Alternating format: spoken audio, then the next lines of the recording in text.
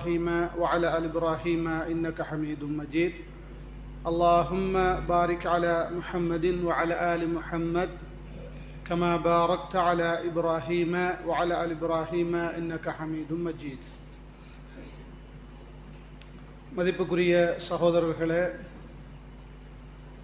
நபிகள் ஸல்லல்லாஹு அலைஹி வஸல்லம் அவர்களுடைய சீரா வாழ்க்கை வரலாறு தொடர் தலைப்பிலே நாம் இருந்து கொண்டிருக்கின்றோம். கடந்த வாரத்திலே நபி ஸல்லல்லாஹு அலைஹி வஸல்லம் அவர்கள் மேற்கொண்ட ஒரு முக்கியமான ஒரு யுத்தத்தை பற்றி நாம் ஆரம்பம் செய்திருந்தோம். அந்த யுத்தத்துடைய பேர் என்ன யுத்தம்?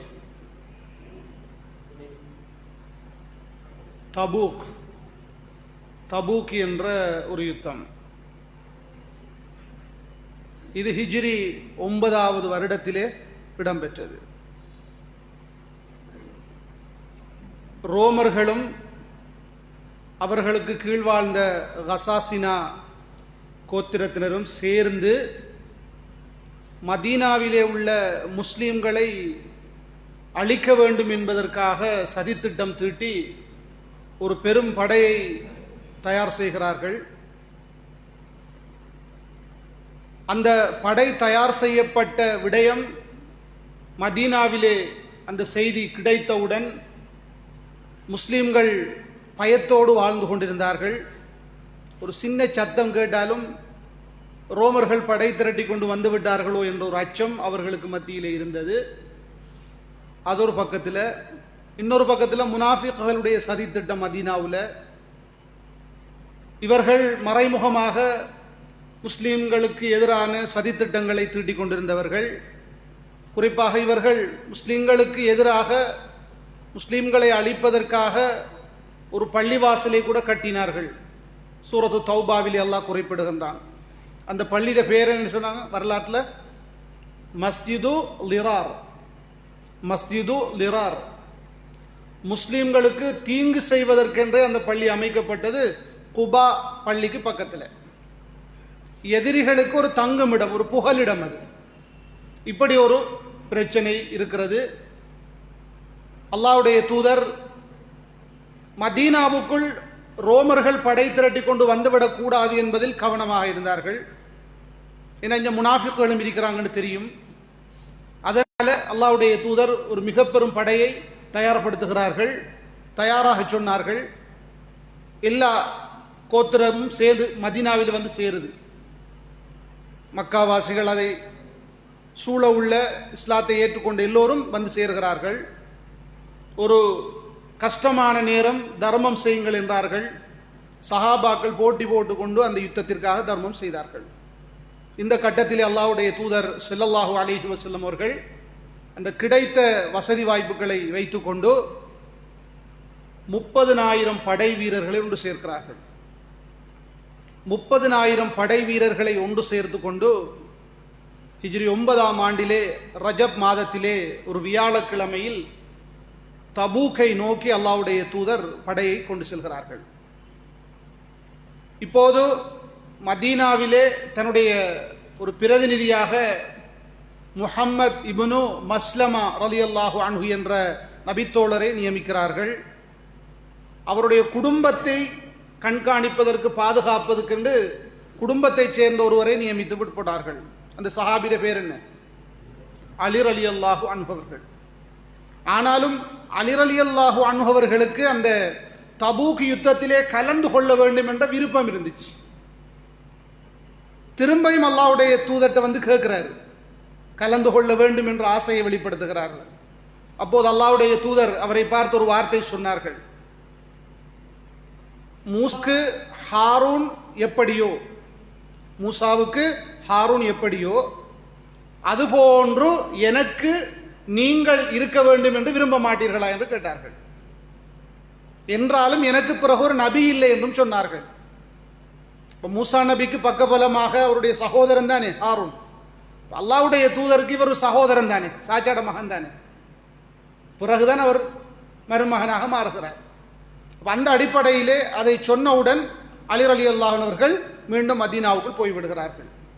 இப்போது அல்லாஹ்வுடைய தூதர் ஸல்லல்லாஹு அலைஹி வஸல்லம் அவர்கள் இந்த குறைந்த வசதி வாய்ப்புகளை கொண்டு ஒரு மிக பெரும் படை, இதுக்கு முந்தி அந்த அளவுக்கு எண்ணிக்கை வரவே இல்லை, 30,000 பேர் முஸ்லீம் வீரர்கள்.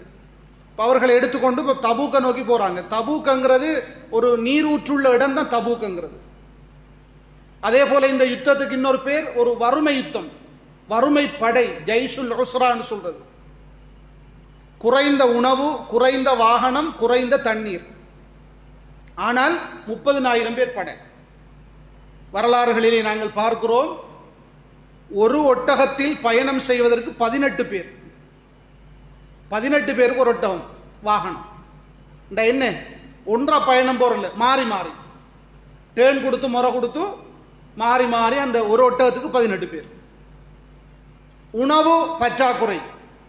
ஏன்னா நான் ஆரம்பத்தில் சொன்னேன், இந்த மதீனாவில் இவங்க யுத்தம் செய்ய அறிவிக்கப்பட்ட காலம் பேரித்தம்பழங்கள் அறுவடை செய்யப்படுகிற காலம், முக்கியமான காலம். சில வரலாற்று நூல்களிலே பார்க்கிறோம், சஹாபாக்கள் அந்த யுத்தத்திலே சாப்பிடுவதற்கு எதுவும் இல்லாமல் இலைகுலைகளை சாப்பிட்டிருக்கிறார்கள். சுப்ஹானல்லாஹ். தண்ணீர் இல்லை, கடும் கஷ்டம். இப்படியான ஒரு தியாகத்தோடு தான் அவர்கள் தபூக்கை நோக்கி போய் கொண்டிருக்கிறார்கள். போகிற வழியில் சில நிகழ்ச்சிகள் நடைபெறுகிறது. அதிலே முதலாவது நிகழ்ச்சி, அன்புக்குரிய சகோதரர்களே, நீங்கள் வரலாற்றிலே படித்திருப்பீர்கள், சமூத் என்ற ஒரு கூட்டத்தை பற்றி கேள்விப்பட்டிருப்பீர்கள். சமூத் கூட்டம். இந்த சமூத் கூட்டத்துக்கு அல்லாஹ் அனுப்பிய இறை தூதர் யார்? சமூத் என்ற கூட்டம் அடியோடு அழிக்கப்பட்ட ஒரு கூட்டம். அவங்க சமூத் கூட்டம். இவர்களுக்கு அல்லாஹ் இறை தூதர் ஒருவரை அனுப்பினான். அவர் பேர் என்ன? சாலிஹ் அலைஹிஸ்ஸலாம். சாலிஹ் அலைஹிஸ்ஸலாம். இப்ப தபூக்கு போற வழியில வாதில் குரா என்ற பள்ளத்தாக்கு, அந்த பள்ளத்தாக்குல தான் சமூத் கூட்டம் வாழ்ந்த வீடுகள் இருக்குது. இப்ப அல்லாஹ்வுடைய தூதர் நடந்த சம்பவம் இதான். அந்த இடத்தை கண்ட உடனே இப்ப சஹாபாக்கள் அப்படி உள்ளுக்கு போய் பார்க்குறாங்க. எல்லாத்தையும் ஒரு கூட்டம் அடியோடு அழிக்கப்பட்ட இடம். அவங்க மலைகளை குடைந்து வீடுகளாக அமைத்து வாழ்ந்தவர்கள் தான் சமூத் கூட்டம். ஜாபு சஹ்ரபில் வாத் அல்லாஹ் சொல்கிறான். மலைகளை குடைந்து வீடுகள் அமைத்த பலம் பொருந்திய ஒரு கூட்டம். இப்ப இவங்க அந்த இடங்களை பார்க்கிற அதே நேரத்தில் இப்ப அவங்க தண்ணீர் தேவையோட போனார்கள் தானே. அப்ப சமூத் கூட்டம் வாழ்ந்த இடத்துல தண்ணி இருந்துச்சு. இப்போ அவசர அவசரமா போய் அவங்க தண்ணீரை அள்ளி பாத்திரங்களில் சேமித்துக் கொள்கிறார்கள். உடனே அல்லாஹ்வுடைய தூதர் சொன்னார்கள், நீங்கள் அந்த தண்ணீரை குடிக்கவும் வேண்டாம், ஒழு செய்யவும் வேண்டாம் என்று சொன்னார்கள். அதே நேரத்திலே இன்னொரு கிணறும் பக்கத்திலே இருந்தது. அது சாலிஹ் நபியுடைய கிணறு. நீங்க அந்த வரலாறு முழுமையா படிச்சா உங்களுக்கு கொஞ்சம் விளங்கும். அது சாலிஹ் நபிக்கு அல்லாஹ் கொடுத்த மிகப்பெரிய அற்புதம் என்ன? ஒரு ஒட்டகத்தை அப்படியே அல்லாஹ் வெளிப்படுத்தி காட்டினான். நாகத்துல்லான்னு குர்ஆன் சொல்லுது, அல்லாஹ்வின் ஒட்டகம். அப்ப அதை விடணும் நீங்க. அந்த கிணறு அங்க இருக்குது. அப்ப அல்லாஹ்வுடைய தூதர் சொன்னார்கள், அந்த கிணற்றிலிருந்து நீங்கள் என்ன செய்யுங்க, தேவையான தண்ணீரை சேமித்துக் கொள்ளுங்கள் என்று சொன்னார்கள். இப்படி ஒரு சம்பவம் நடந்துச்சு. அதே போன்று நாங்கள் புகாரியில் பார்க்கக்கூடிய இன்னொரு செய்தி என்னென்றால், இவர்கள் இந்த இடத்தை கடந்து போகிற டைமில் ஓடிப்போய் அந்த வீடெல்லாம் பார்க்குறாங்க. சமூத் கூட்டம் அளிக்கப்பட்ட இடம். உடனே அல்லாஹ்வுடைய தூதர் சொன்னார்கள், தங்களுக்கு தாங்களே அநியாயம் செய்தவர்களாக வசித்த வாழ்ந்த அந்த கூட்டங்கள் வாழ்ந்த இடங்களை நீங்கள் கடந்து செல்கிற போது அழுது கொண்டு போங்கன்னு சொன்னாங்க. ஏனென்றால் அவர்களுக்கு ஏற்பட்டது போன்ற தண்டனை உங்களுக்கும் ஏற்படலாம் என்று சொல்லிவிட்டு அல்லாஹ்வுடைய தூதர் தன்னுடைய ஒரு துணி எடுத்து தலையை மறைச்சிக்கிட்டு அந்த இடத்தை வேகமாக கடந்து போனாங்க. சஹாபாக்கள்கிட்டையும் சொன்னாங்க, இவ்விடத்தை மிச்ச நேரம் நீங்க நிற்க வேணாம்.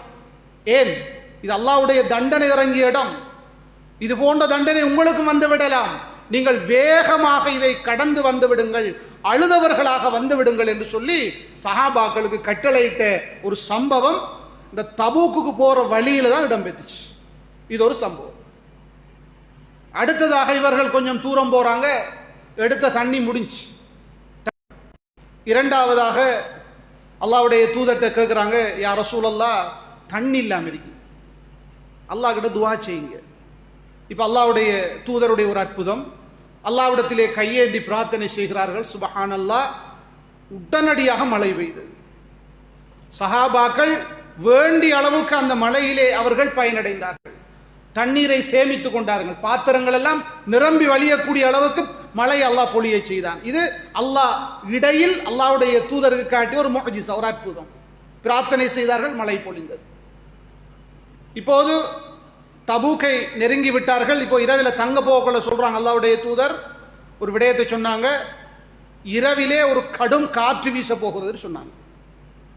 அதனால உங்களோட ஒட்டகங்களை சரியா கட்டிக்கொள்ளுங்க.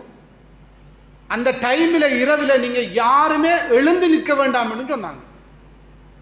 அல்லாஹ்வுடைய தூதர் சொன்னது போல அன்று இரவு கடும் காற்று வீசியது. அதிலே ஒருவர் எழுந்து நின்று விட்டார்.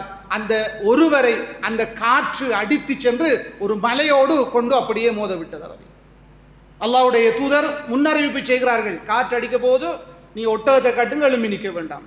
இப்படி ஒரு நிகழ்ச்சி நடைபெற்றது. இப்ப தபூக்கு நெருங்கிட்டாங்க. அல்லாஹ்வுடைய தூதர் அடுத்ததாக சஹாபாக்களை பார்த்து சொன்னாங்க, இன்ஷா அல்லாஹ் நீங்க நாளைக்கு தபூக்க தபூக்கண்டா ஒரு நீரூற்றி அடைந்து விடுவீர்கள். முற்பகலுக்கு முன்னால நீங்க யாரும் அதுக்குள்ள போக வேணாம். அடுத்தது நான் வரும் வரைக்கும் உங்களை யாரும் அந்த நீரூற்றை நெருங்கவும் வேண்டாம் என்று சொன்னார்கள். இப்ப எல்லாரும் பக்கத்தில் வந்தாச்சு. அதுக்குள்ள 2 பேர் என்னஞ்சாங்க, அல்லாஹ்வுடைய தூதர் சொன்னதுக்கு மாற்றமாக போய் அந்த நீரூற்றுக்கிட்ட நெருங்கி தண்ணியை தொட்டுட்டாங்க. சிலாக்களுக்கு தண்ணியை கண்ட ஒரு விருப்பம் தானே, தொட்டுட்டாங்க. இப்போ அல்லாஹ்வுடைய தூதர் வந்தாங்க, கேட்டாங்க, நீங்க யாரும் தண்ணியை தொட்டீங்களான்னு கேட்டாங்க. 2 பேரும் நாங்க தான் தொட்டோம்னு சொன்னாங்க. அந்த ஹதீஸில் எவ்வளவுதான் வருது, அல்லாஹ் அவர்களுக்கு எதை வஹியாக அறிவித்தானோ அதை அவர்களுக்கு சொல்லி வைத்தார்கள் என்று வருது. அந்த 2 பேருக்கும் சொல்லிவிட்டு இப்போ அந்த தண்ணி கொஞ்சம் கொஞ்சமாக தான் வந்துச்சு நீரூற்றில் இருந்து, கணக்க வரல. இவ்விடத்தில் அல்லாஹ்வுடைய தூதருக்கு ஒரு முஅஜிஸாவை காட்டுகிறான், அற்புதம் ஒன்றை காட்டுகிறான். என்ன அற்புதம் என்றால், அல்லாஹ்வுடைய தூதர் ஒரு பாத்திரத்தை வச்சு கொஞ்சம் கொஞ்சமாக வரக்கூடிய தண்ணீரை எடுத்தாங்க. எடுத்து தன்னுடைய முகங்களையும் கைகளையும் கழுவி விட்டு அந்த தண்ணீரை மீண்டும் அந்த நீரூற்றில் ஊற்றி விட்டார்கள். அல்லாஹு அக்பர், ஊற்றி விட்டதுதான் தாமரம், அதில் கடுமையான தண்ணீர் வந்தது நீரூற்றில் இருந்து. இது ஒரு முஅஜிஸா. அதற்கு பிறகு மக்கள் எல்லோரும் பயனடைந்தார்கள். இது முஸ்லீமில் வரக்கூடிய ஒரு செய்தி உண்டு. இப்ப பக்கத்தில் முஆத் ரலியல்லாஹு அவர்கள் நிற்கிறாங்க. அவரை பார்த்து அல்லாஹ்வுடைய தூதர் ஒரு முன்னறிவிப்பு செய்தாங்க. என்னண்டா, முஆதே, நீங்கள் நீண்ட காலம் வாழ்ந்தால் இந்த இடம் ஒரு மிக பெரும் தோட்டமாக மாறுவதை நீங்கள் பார்ப்பீர்கள் என்று சொன்னார்கள். அவருக்கு சஹாபியை பார்த்து, நீங்கள் நீண்ட காலம் வாழ்ந்தால், உயிரோடு வாழ்ந்தால் இந்த இடம் தோட்டங்கள் நிறைந்த ஒரு இடமாக மாறும் என்பதையும் அல்லாஹ்வுடைய தூதர் முன்னறிவிப்பு செய்தார்கள். இப்ப இந்த சம்பவமும் அந்த இடத்திலே நடந்தது. அடுத்ததாக இப்ப எல்லா சஹாபாக்களும் தபூக்கில் வந்து தங்கிட்டாங்க, முகாமிட்டாச்சு. எந்த நேரமும் ரோமர்கள் வரலாம் என்று காத்து கொண்டிருக்கிறார்கள். ஆனாலும் அல்லாஹ்வுடைய தூதர் 30,000 வீரர்கள் தானே, அவர்கள உள்ளங்களில் பயம் வந்துடக்கூடாது. அடிக்கடி உபதேசம் செய்வாங்க, தெம்பூட்டுவார்கள், பலத்தை ஏற்படுத்துவார்கள். மனிதனுங்கிற அடிப்படையில் அடிக்கடி என்ன செய்யணும், அவர்களுக்கு உபதேசம் செய்து கொண்டே இருக்கணும். இப்படி அவர்களை அல்லாஹ்வுடைய தூதர் அந்த உசாரில் வச்சு கொண்டே இருந்தாங்க. சுபஹானல்லாஹ், அல்லாஹ்வுடைய ஏற்பாடு. முஸ்லீம்கள் பெரும் படையோடு தபூக்கு வந்து விட்டார்கள் என்ற செய்தி இப்ப யாருக்கு கிடைக்குது, ரோமர்களுக்கு கிடைச்சிட்டு.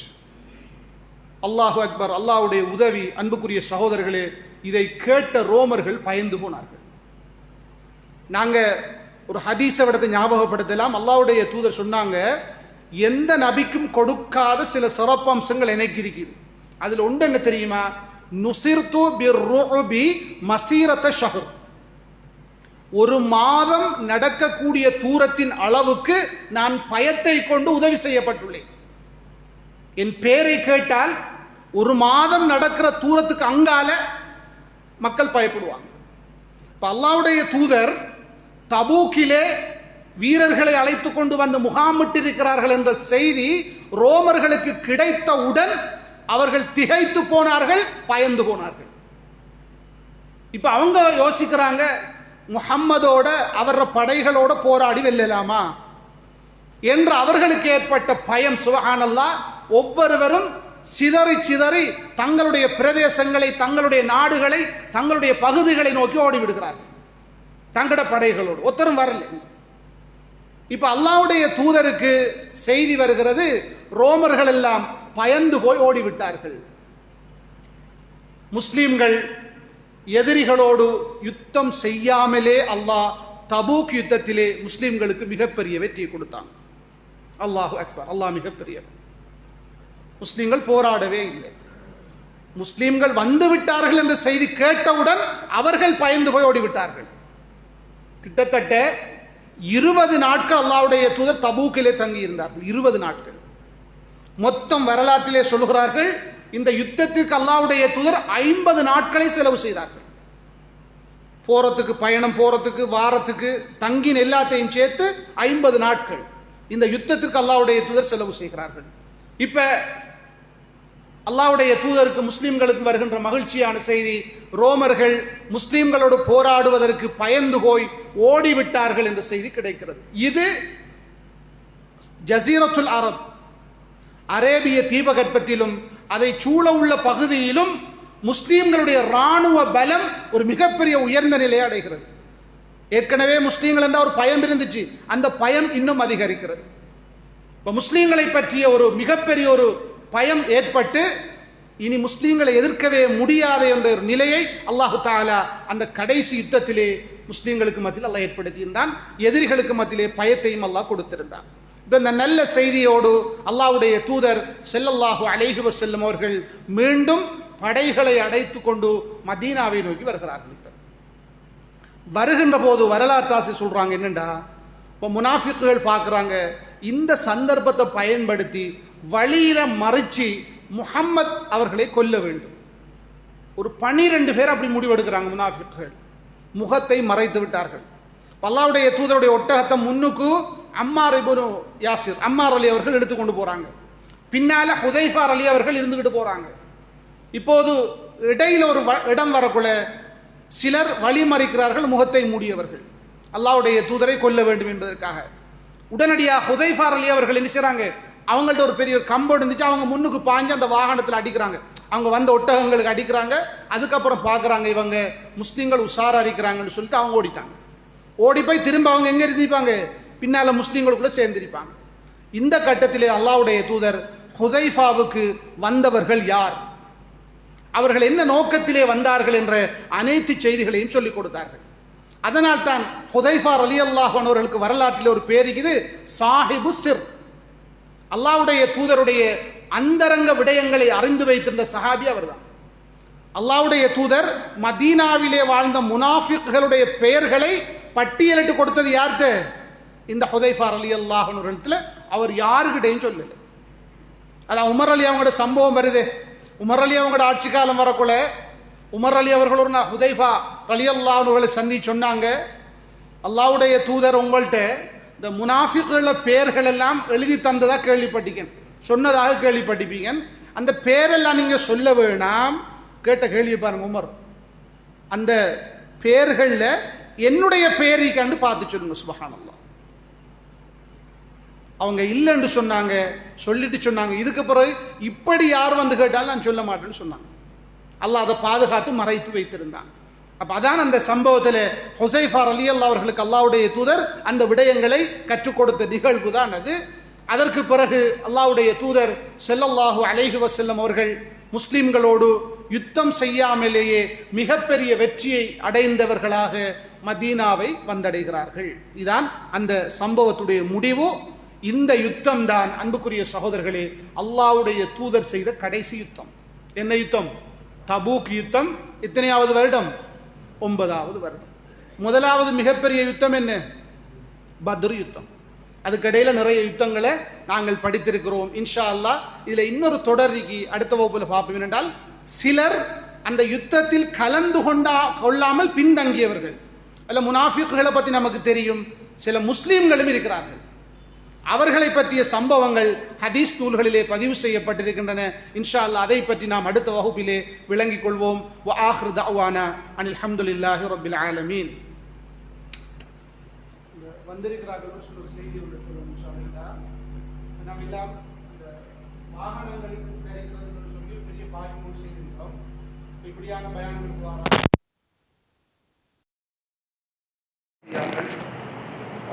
அந்த பாக்கியங்களுக்குள்ள ஒரு வாகனங்கள்